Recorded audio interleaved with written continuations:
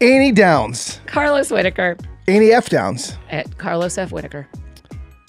E. Whitaker. Either one works. FYI. Yeah. We were talking. I was thinking a couple weeks ago.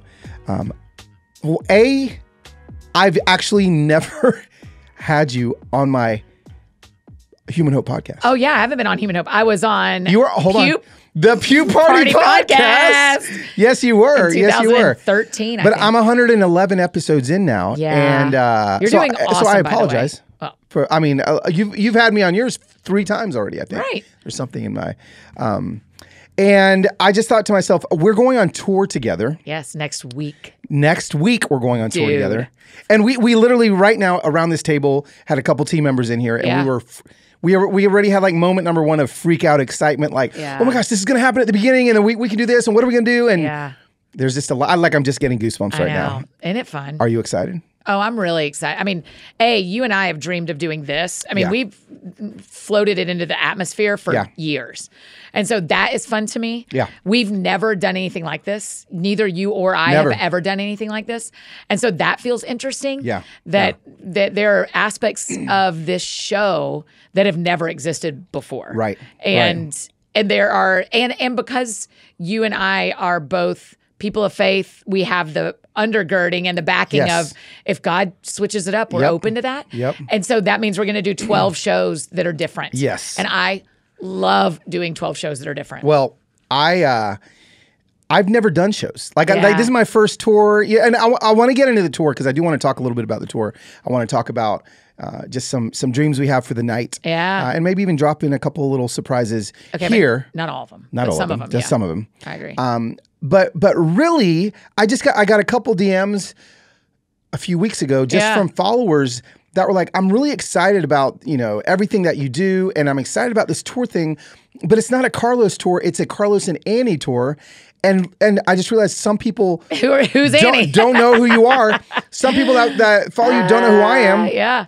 And maybe. I was like, oh my gosh, I need to introduce Annie F. Downs to my Instagram, my Human Hope, all the places. Yeah. For people that don't know who you are and why. And I think it just so that they can make sense of, this is why both of them together are doing this. So I'm literally just punting a ball to you, going, Annie, who are you? I'm sitting next to you on a plane. Who are you, Annie? Yeah, so hello, everyone. Annie F. Downs. Do you know, I don't know if we've ever talked about this, Carlos, but the reason we have to use the F is because there's another Annie Downs. Yes. She's a very famous quilter in Australia. Wow. Yeah, she is like the top of the quilting world. Have you ever had her on your podcast? No, she doesn't want to be friends as much as I want to be friends. It's been my experience. She may feel different now, but in history, she's running her life. Yeah. And I respect her. Yeah. But if you look at the hashtag Annie Downs, it floats between one of my books, one of my podcasts, and a puppy dog pattern. Oh, that's amazing. And at Christmas, Carlos, at Christmas, it just goes it shifts. Bananas. It's great. So, I think the easiest way, I've been writing books and traveling and speaking, and this has been my full-time job since 2012. So for 11 years, I've written 11 books. And travel and speak 2 to 3 times a month. Most months. I'm doing women's conferences and some teen events, very rarely, but that's how I started. My first 3. Yeah, you were like all touring, for teenagers. like on tour buses. Yeah, I was on the Girls of Grace tour with a Christian group called Point of Grace. It was awesome. It was a great way to jump in because honestly, Carlos, when you start in this career, the people who hire you to speak want you to have a book, and the people who want you writing books want you to be speaking. And so I was really honored and blessed, and I don't use that lightly, to get to start my career by going like, hey, your book's coming out and you're on a tour for 2 school years. It was a huge gift. And the funny part was it was a sponsorship slot. Like my publisher was a sponsor of the tour. They had part of the sponsorship gig was the tour gets 1 bunk for that sponsor person, and they have to bus out of Nashville. And I was the only new author for teen girls that lived here. It was just Providence, right? It was just how it worked. Yeah. So started my podcast, That Sounds Fun, in 2014. Okay. So we're at year 9. Okay. And then for the past few years, I've written books, created our shows for That Sounds Fun, and then traveled and spoke at events. As I said, conferences and Sunday mornings, some corporate things, not like you do, but a handful of mainstream things. And then 2020, I helped launch a podcast network called the That Sounds Fun Network. And the reason to do that is there are a lot of people who wanted to make shows that A, wanted community, B, wanted knowledge, and C, wanted income from it. And we knew how to do all of that. And so 3 years later, the That Sounds Fun Network has shows on it like Human Hope. Like Human Hope? That is, I mean, you're a perfect example of why we're so honored to get to run the network, because you've always had a podcast in you. You've done it over and over. What you needed was for a team to come along and say, sign this dotted line and let us help you get this out every week, and you nail it. And so that's really fun to me. So that's what I do. Those are my 4 legs of the stool. Live in Nashville, not married yet. Get to have a great group of friends. I mean, I love your family. I mean, what else do you want me to say? Well, this is what I want to say. Okay. So hearing that and like actually listening to your journey, like rewind back to, 2011, 2012. Gosh. When did y'all move here? 10? We moved here 2010. Okay. And yeah, I think my third iteration attempt of having a podcast was like 2010. And it was called the Pew Party Podcast, and you came over, and you were, we were both blogging back in the day. We had like big blogs. And I was doing music. Like I was like full-time worship leader, traveling.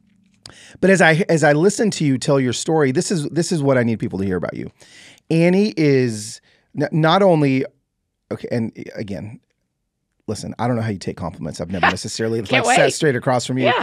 Some people don't like these or not, but what you are so gifted at in my life in particular is, as you talked about your journey, I literally am like realizing how many things that you have literally shifted the trajectory of my life, like me.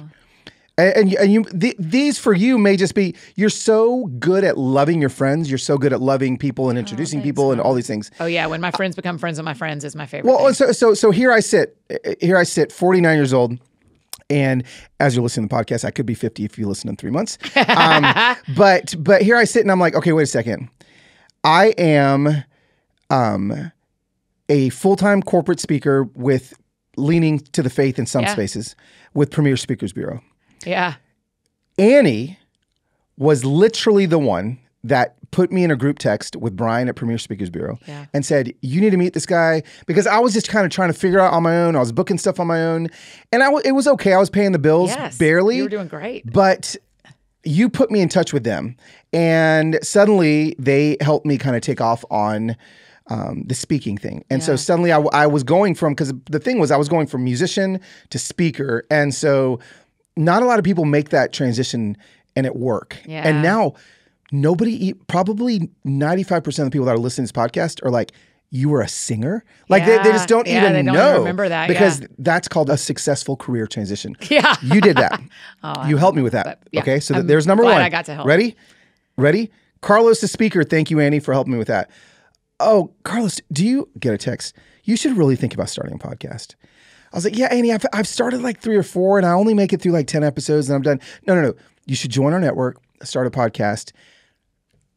You're listening to the fruit of Annie reaching out to me again, Annie, and saying, I think you can do this. And now I love it. It's fun. It's part of my business plan. It feeds my family, all of these things. Because Annie invited me again into something else. Hold on, not done. Wait, can I say my favorite part of that? Okay. One time you said, I thought the podcast would help me buy gas, and instead it bought me a truck. Yes. Oh, Lord. And when I tell you that brought tears to my eyes then, and it is what you do. The reason that is true is because of what you invest in this show brings listeners who believe you. And so, man, that is one of the highest compliments you've ever given our network. Ooh, I love that. So there's Annie. Infiltrating that part of my life. Then we're like, Annie's like, hey, like let's think about doing a tour together. And I've always been when I was like in Christian music, I was like on the Newsboys tour. So there was it was the Newsboys, Cutlass, Disciple. I'm trying to think of all these bands. Oh my gosh, that's such a fun tour. Oh yeah. And then maybe one other band.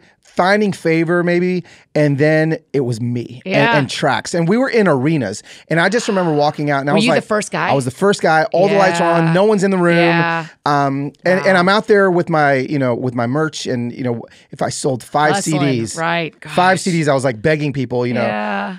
And here I am co-headlining a tour with you. First time for that. And I honestly believe this is just going to springboard me into the next 10 years of my life doing this. And I've been waiting my whole life to find help to help me do this whole thing. And I actually just shared last week on my Instagram, because I hadn't told anybody that, like, we now share a management team. Yeah. Annie, you are so literally, like, you've just led the way for me, and so I just want to say thank you. Thanks. All of these things in my life that people are enjoying the fruits of me being brave, it's because you invite people into your life and you just cheer them on. And I just am so grateful. I've never been able to tell you thank you. That means a lot to me. Yeah. I believe you. And it has been an honor, and it is an honor to get to walk beside you and doing this. It is what makes, we both moved here from Atlanta. Yep. It is what makes living here, not that everybody has to live here to do this well, but there's a real advantage to being neighbors. Yeah.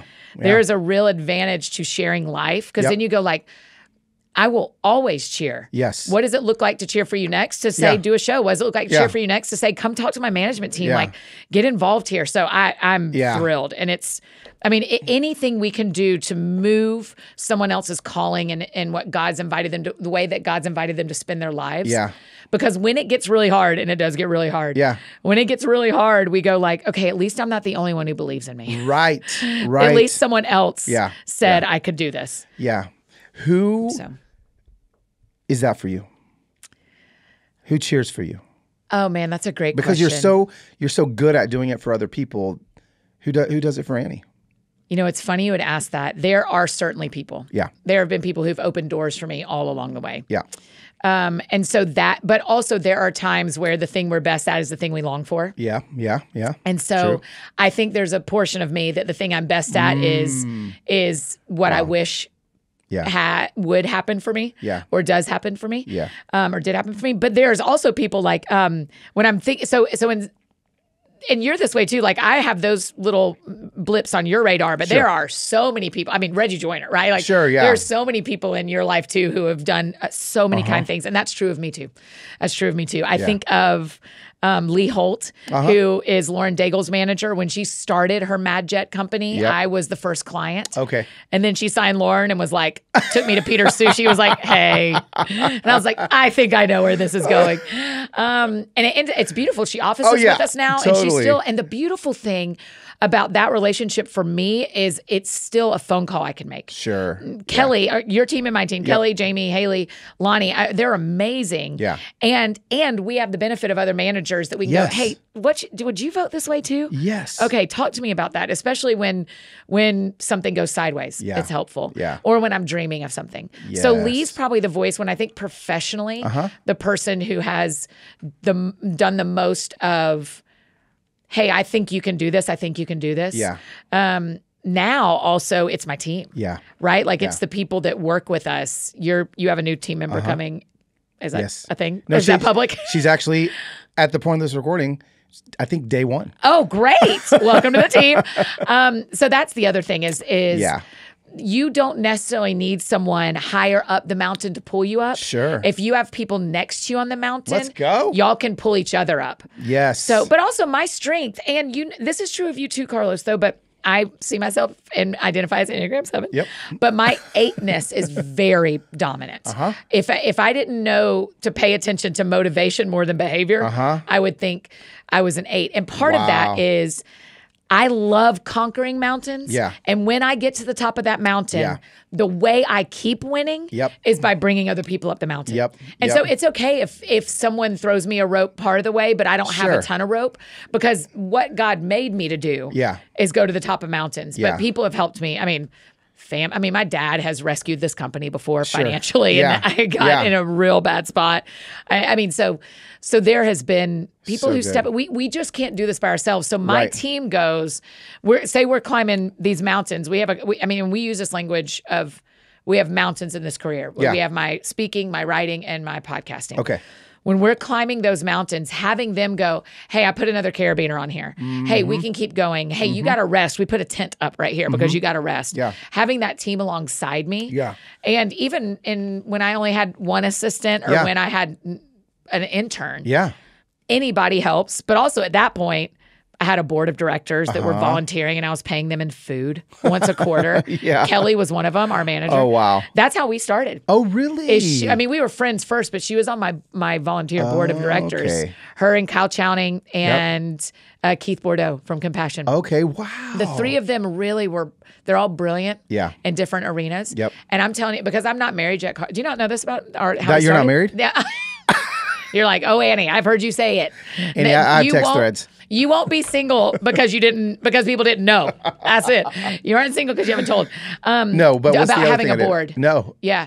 So they would come over once a quarter. Okay. Because I'm not married, I didn't have anybody to process things with on like a daily basis who I felt good about seeing my finances. Sure. And all that stuff. So I gave the three of them, I was like, you can see my phone. Wow. You can see my bank accounts. Wow. You can see my emails. You can see anything. Yeah. And it also once a quarter made me type up like a business plan and how I was doing. Yeah, that's good. And so that probably went for 5 or 6 years. Okay. Where they came over once a quarter to my house. And that's when you first started speaking and you were writing books. Yeah. So having anybody alongside you, spouse, friends, pastors, board, intern is really those are the people. So where I haven't had, when I look and go, man, I wish I have some names of people. I'm like, I wish you'd have brought me along. We were friends and you didn't invite me to open for you, or you didn't invite me to do this with you. I wish you'd have brought me along. Wow. I have those wishes. I mean, I bet you do too. Of like, I wish y'all had taken me out on the road. You took that person, but I wish you'd have taken me.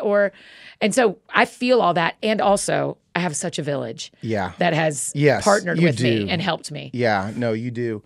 So hopefully people that are listening to the podcast right now, they're like, okay, oh my gosh, this is not only a friend of Carlos, this is like someone that he believes in and is kind of all in, which is why we're, I wouldn't just go on a tour. Sure. Honestly, like I honestly probably can't even think of anybody else I would want to do this with, share a stage with, and trust to be able to share a stage with, because one thing I love about you, and we're both people of faith, we both have strong convictions, we have strong, but you aren't scared of navigating difficult conversations. You're not scared of doing that. Tell, for the person that's listening that maybe doesn't know who you are, tell us what how does Annie walk with people? Because you've done it so well. You know, I have this thing I say all the time is don't stand on issues, walk with people. Yeah. And you're so good at walking with so many different types of people. You've got friends with all kinds of different worldviews. Yeah. And really on the tour, we're going to be talking a little bit about that. Yeah, I hope so. Yeah. But so like what's your kind of navigation tool when it comes to maybe those kind of conversations and relationships? For better or for worse, I kind of lean on what Jesus said a lot, which was love God and love other people. Yeah. And so my filter is, and I have gotten a lot of pushback about this. Same. But my filter is, does that person feel loved by me? Right. And if they don't feel loved by me, then why? Okay. Right. Is it because of what they heard me say? Mm-hmm. Here's a great example. Yeah. We were sitting, I went to a musical a couple of weeks ago. Okay. My friends and I sitting around us, we're having a very good conversation. This family is trying to sort out a church that is right for their family. Yeah. And they've adopted a child that is not their same race. And the parents have conflicting views on affirming LGBTQ. Yeah. And what do they do about that? Yeah. So we're having this conversation. Well, I realize in the moment, the row behind us is 5 black women. The row in front of us is 2 gay couples. Yeah. And my radar goes up of, they are not going to hear this. I'm afraid they will not hear this well. Yeah. I'm afraid they will hear us. I don't care about Annie F. Downs. Sure. It was they're not going to feel loved. Because we can't win with either row in this conversation here between a handful of white women who are trying to sort, white straight women who are trying to sort this out, right? Yeah. And so I felt this, I just felt sick to my stomach. And at one point, something funny happens in the play, and one of the guys in front of us turns around, looks at me, and said, "You love that?" I said, "I loved it." And I went, okay. Now, if he and I were in long-term relationship, there's more opportunity to have conversations about where we land on things. But when you're sitting in a room And I think that room can either be Instagram. Sure. That room can be TPAC in Nashville. Yes. That room can be our 12 rooms where we're doing the Here For You tour. That room can be at a restaurant. Yeah. I really want people to feel loved. That are just even eavesdropping in the conversation. Yes. So and good. so while I wanted to help her. Yeah. I kept saying, because of where we're sitting, can we do this later? Yes. And she was like, yeah, of course. Because I was turned toward her. She couldn't see. She couldn't see everything that I could see. And so I just said, Andy, that's so good. I think we are having a conversation that could make people feel unloved. Yes. Now, in every scenario, I have to work to find truth and love. Yeah. I'm much quicker to find gray in love. Yes. Yeah. And that's not what we're called to either. Yeah. And so even this morning, someone had a conversation with me about like, hey, if you love that person, why haven't you told them fill in the blank? Sure.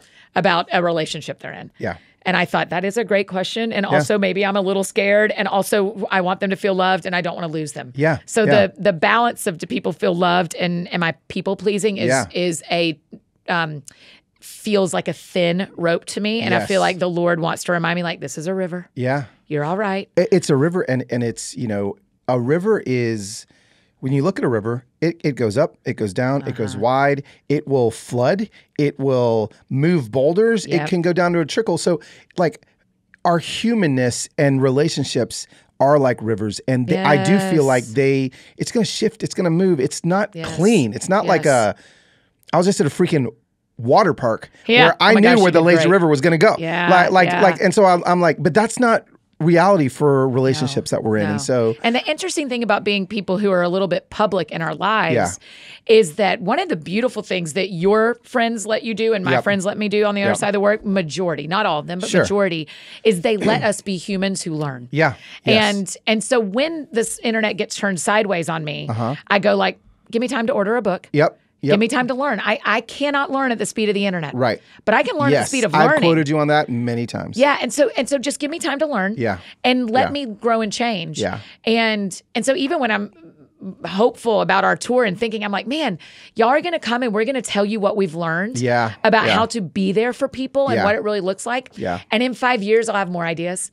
And I'll have wished I did that a little different and this a little different. And we just have to, I mean, it's why How to Human is great and Human Hope is great, is being a human is the central part of this. Yeah. And I am going to make mistakes in it and I'm going to do my best and I'm not going to, sometimes I'm going to have wins that people are proud of and sometimes I'm going to have losses that people are disappointed with me about. Absolutely. Okay. Guess what? I have a perfect attendance to my wins and I have perfect attendance to my sins. Yeah. So I haven't missed either of them. So I know who I am. Yeah. Y'all have missed more of my sins than I have. Oh no, it's totally true. It's all of them. I was just I don't think by the time this comes out, Al Andrews is going to be on my podcast. He's my therapist for when I went through the darkest season of my life. So, he gets to come on. But one of the things that I told him that I was always scared of is that, Al, like, I'm just scared I'm going to get exposed. Everyone's getting exposed. And like, everyone is cancelable, right? Like we're all, but I used to have this fear that I would be standing on stage and somebody would walk in and stand up and look me in the eye and say, everybody, this is Carlos's sin. This is, whatever. Wow. And I used to have this big fear of that. And Al just told me, he's like, Carlos, he's like, you simply let them do that. That's never going to happen. But if it did, you let them do that. And then you say, actually, I'm actually a lot worse than that. like I've actually, like, thanks for sharing that thing. Oh my gosh, like that's cute. But can I tell you, this is what the Bible tells me. The Bible tells me that I'm a liar. Even before, I'm a liar. I'm a thief. I'm an adulterer. I'm all these things. Yeah. So actually, like, I'm a lot more than, but because of Jesus, like I am clean and I'm forgiven and I'm all these things. And so to hear you talking about, just navigating relationships where, sometimes we're going to win, sometimes we're going to lose, but the humanity of it, I think, is what will spill into this tour, honestly. Like, I think it's going to be, like you said, it could be 12 different conversations. It could be 12 different shows because we're just going to be human on stage. We're just going to look at the audience and say, you've been here for us. We're going to be here for you. And what's that going to look like? You know? So I'm excited. The cancelable thing I think is so interesting because if everybody can be canceled, nobody can be canceled. Right. And so I you get to keep doing your work. Yeah. And I love that we've gotten there. When people yell at me on the internet, it really hurts my feelings. Yes. I mean, I won't pretend like it gets sideways for me. I left Twitter over it. I mean, it gets sideways for me. But also the beautiful thing is people go like, oh, once that calms down, oh, Annie's still Annie. Yep. Yeah. Yep. You know what? She actually has some chinks in her armor. Yeah. Yeah. Huh. Oh, she's not great at everything. Oh, great. Yeah. And so I love that. I think if God asked us to be anything but human in front of each other, what a hard thing to actually navigate. Yes. But because he's like, no, Annie and Carlos are humans who are flawed. Yeah. And I'm the same way. If someone walked in and said, here's Annie, hey, everybody, listen up. Here's what Annie does. I'd be like, yes, 7 people know that already. Yeah. You're not saying anything that my small group doesn't know. You're not saying any sin that somebody. It's why we don't want to have secret lives, right? Totally. You and I's biggest days of fear were when there were secrets. Yep. Now that we don't have secrets, besides some fun things we're doing on tour, exactly. I don't have sin secrets. I don't bring Oreos in my house without telling Nancy, my mentor, who you know. And Nancy knows if they come in my house. And I'll tell you why. Oreos are not the problem. Right. But if I start keeping that secret, I'm like 3 Google searches away. Yeah. Or 3 television shows or 3 deep, dark moments of sadness. I am not far from lots of secrets. Yeah. Yeah. That's so good. If I will back it up, then someone walks in and goes, Annie eats Oreos at her house. I'm like, Nancy knows. Yeah. Nancy knows. That's good. So I love it. What's something we can clue in the listeners that they're going to get to experience on tour? On the Here For You tour? Yeah. Well, I haven't told you. Can we talk about your learning 50 things by 50? Yes, and I really need this tour because you're behind. I am behind. You need to do 50 things in your 50th year. Yes, or the 50s. Yeah, in the 50s. So every night of the tour, I'm teaching you something new. Yes, you are. Do you have boundaries around that? Zero. So are you fine that I'm surprising you every night? We have got a great list. Really? But I didn't know if you wanted to approve anything. No. Okay. I am. Okay, so everyone, there's going to be a segment every single night where Annie is going to teach me something new. And the beautiful thing is everyone in the room is going to learn how to do it too. That's exactly right. So we're all going to be learning. We're all going to be growing. Right. Yeah. That's exactly right. I need you to know that we've had people reach out and offer to be guest experts on things. Oh, wow. So we have some surprise humans. Oh, great. Even better. We have some things I've got to learn first. Yeah. I'll tell you the one that I am sure you don't know. Okay. That I am borderline an expert on is folding a fitted sheet. What? I do not know how to fold a fitted sheet. We're going to, for sure, that is one of our nights, is we're going to learn how to fold a fitted sheet. My wife is going to be so excited. It's so much easier than you've put energy to it. So that's a surprise that you don't know. How do you get like the squishy corner parts? Like there's 1 out of 12. That's one you're going to learn. You're going to learn how to fold a fitted sheet. Okay. So I mean, we can actually kind of tell people. What do we want to tell them? I mean, the fun. Let's talk about the stage. Yes. So the stage, we kind of dreamed out what's it going to look like. Well, first of all, we're going to be on stage the entire time together. Yes, there is no intermission. Yep. You and I never leave the stage. Let's go. We're up there the whole time together. It is going to be insane. Yeah, and so I mean, at that point, like who knows? Like we could be in Ohio, and Annie like just interrupts my talk in the middle. It's like, wait, Carlos. But last night you said this, and so like that. I'm really excited about the fact that we're going to be on stage, the whole time together. And, it's going to feel, I don't know, I think it's going to feel very vibey, very coffee shoppy. Have you finished your talk? Last night with Heather. I have not finished mine. Because here's the thing. Obviously, like I'm going to be talking about how to human. Like that's just kind of my message these days. That's what the tour's about, is how do we do that? Well, sure, but also, as a communicator, when I have a successful talk that moves the needle and helps people move, I have a hard time leaving that, right? Yeah. And so like I have my how to human talk that I've given. I need to let everyone know that is not the talk that I'm giving. Like I'm writing a complete new how to human. Cool. Now the frameworks is still the same: be human, see humans, free humans. Yeah. But it's a whole other thing, and so I'm excited because I'm gonna really be testing this out in front of I think it's safe because it's in front of family and friends, yeah, right? And so I get to, I'm like, what if I just do 12 different talks so that I can have 12 different things to talk about the rest of the year? That's right. So, and we're not recording any of them. No, we're not. And we're not live streaming. Yeah. So I have not finished mine yet either. But, when we dreamed up Here For You, the idea was you and I need community and love our communities. And we are standing because we have communities behind us. Yes. And so many of our friends listening, we have people coming by themselves. Yep. We have people coming from a city they don't live in. Yes. We're not going to their city, so they're coming to us. Yep.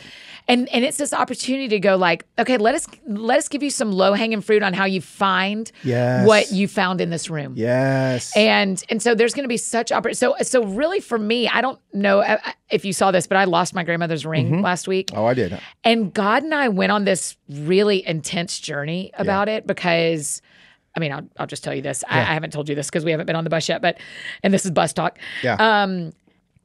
I had a really intense weekend the weekend after I lost the ring because I thought, you're going to take that from me.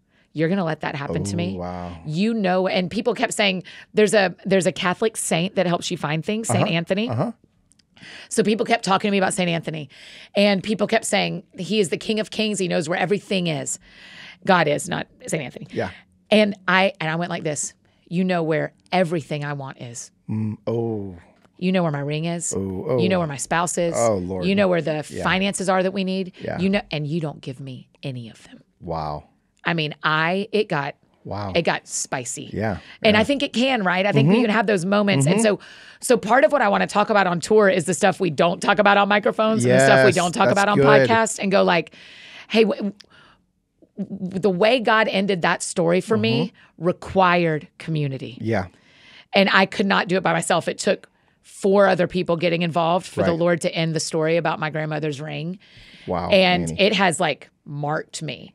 And so that's what that's going to be kind of, I mean, I had a whole other talk I was going to do.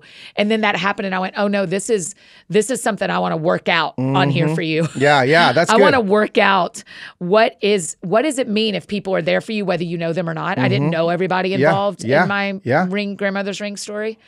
And what happens when you don't get the thing? Exactly. Because I had this pause when the ring returned of, do I even tell people? Because there are so many people who don't get the thing they want. Right, totally. And that is hard. But then Revelation says we overcome the enemy by the blood of the Lamb, which we can't control, but the word of our testimony that we can. And so then I was like, no, the only way we overcome the enemy is if I talk about God overcoming the darkness in the story, and yet, and I say yes and a lot. Yes, that's true. And 30 seconds for those that don't know what happened to your ring. Like, give us the ring story. Oh, one of my neighbors found it. Okay. Near my house. Crazy.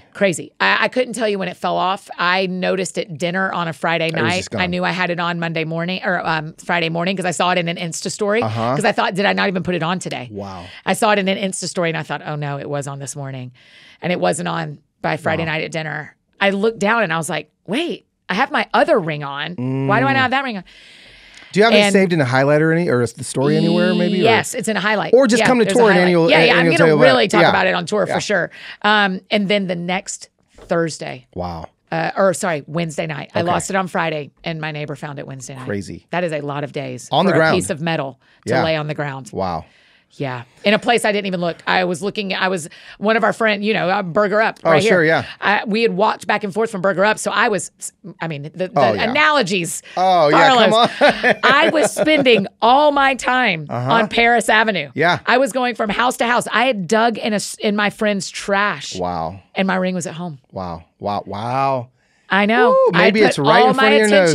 I'd put all my attention on Paris Avenue and the Lord said, how about someone finds it at your house? Let's go. Right. Annie, we're gonna there may be a book out of this. Yeah, you know how that goes. Know. Yeah. But I got to work it out. I'm here for you tour first. Okay. And so we're both doing that. We're doing that. We're talking. We got surprises. We're learning. We got surprises. Oh, I can't wait. We were just talking about just the intro and just like what that's going to feel like and lots of surprises. And there's a pre-party and a post-party. Yes. That's our language for the VIP. Right. But what people want is to make friends. Absolutely. And so there is so many spots, and the pre-party and the post-party are the way to do that. Absolutely. Is another way to my friend I think one of them sold out as of right. I hope they aren't sold out by the time this comes out. But so I think I want people to meet each other. Yes, absolutely. And just so people know, like I do not have the capacity to do like Insta Familia meetups on this tour. So like the post party for me is going to be that place where that's right. Okay, I can hang and we can do all those things. So make sure. I mean, there's different levels. We're going to have to drag you out when the bus is ready to go. I know how this is going to go because that's why we made you the post party, because I wane after about 10 o'clock and you wax, I believe. Yes. And you get better. Oh yeah. So I'll do my pre-party at 5. Yeah. And then I'm going to come stop. The amount of Insta Familia meetups that I've done it's like 11:30 p.m. I'm at a bar in Frisco, Texas. Anyone want to show up? And then 15 people show up. You know, like it's just it's fun. It's gonna be so how do you feel about bus life? Do you like it in general? Yeah, I do. I Have really you done like a it. one bus tour? I feel like you've been on big ones. No, I've been on a one bus tour. Okay. I've been on my very first tour ever was the Shanes, John Mark McMillan, and me. And the Shanes drove their own bus. I've heard that about them. And That's they did their own sound. They they cut corners. I mean, it was amazing. They're great impressive. great business people. But I don't so have that was my a one bus tour. CDL, is that what it's called? Oh yeah. So you don't either. We ain't driving. We got a driver. No, but I do. I love it.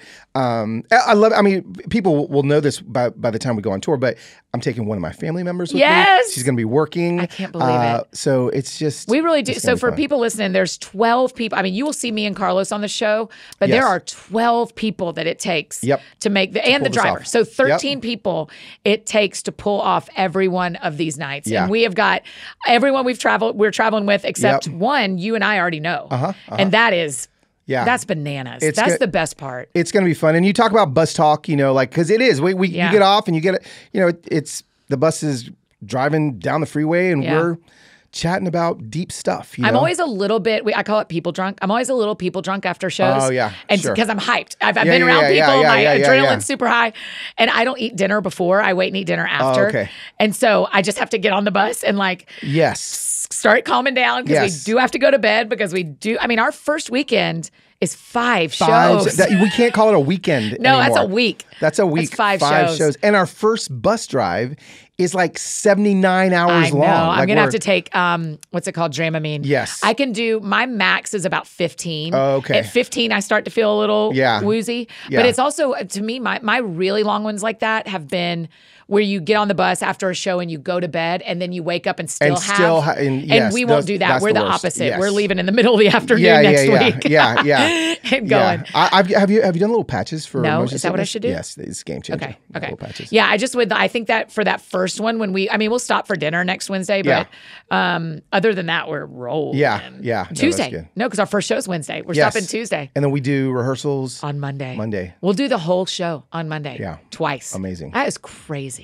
Let's go. And I just want to say again, 12 local businesses, one in every city that we get to feature. City. Yep. I cannot wait. And that's so cool. They're going to have a place in the lobby. Yep. You guys can pour into them, out there, get their stuff. It's going to be awesome. That's awesome. I thank you for thinking of that. I think that is like such a neat thing we get to do is be there for these local businesses. Yeah. We'll deposit into the communities, that we're going into. That's right. Well, I love you. I love you too. Thanks for doing this. I can't believe it. And so many people love you now too that didn't even know who you were. So I told you guys. I told you. Now you know.